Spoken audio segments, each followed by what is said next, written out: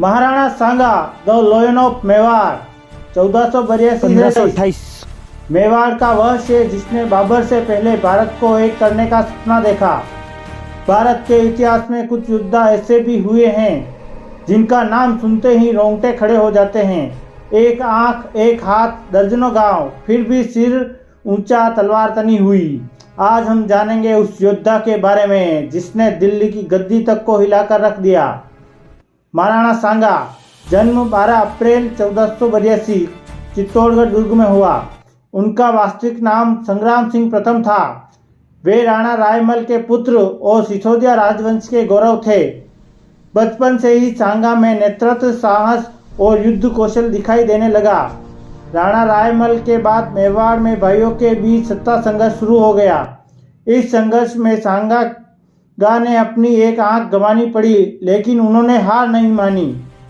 1509 में सभी विरोधियों को पराजित कर संग्राम सिंह मेवाड़ के महाराणा बने। 1509 में महाराणा सांगा ने गद्दी संभाली। उन्होंने न केवल मेवाड़ को मजबूत किया बल्कि पूरे राजपूताना को एकजुट करने का सपना देखा। महाराणा सांगा ने अपने जीवन में 100 से अधिक युद्ध लड़े। इन युद्धों में एक आंख गई, एक हाथ कट गया, शरीर पर 80 घाव थे। फिर भी वे युद्ध भूमि छोड़कर कभी पीछे नहीं हटे। इब्राहिम लोदी से भी युद्ध किया। दिल्ली का इब्राहिम लोदी महाराणा सांगा का सबसे बड़ा शत्रु था। सांगा ने लोदी को खातौली और धौलपुर के युद्धों में हराया। दिल्ली की सत्ता हिल गई। अखंड भारत का सपना, महाराणा सांगा का सपना एक ऐसे भारत का जहां विदेशी आक्रांताओं की सत्ता ना हो। उन्होंने अफगान सरदारों और राजपूतों को एक साथ लाया। लेकिन इस समय भारत की धरती पर एक नया खतरा, बाबर बनाम महाराणा सांगा। खानवा का युद्ध 1527 ईस्वी। खानवा का युद्ध, एक और बाबर की तोपें तो दूसरी ओर महाराणा सांगा का अदम्य साहस। बाबर ने तुगलुमा पद्धति से युद्ध जीत लिया।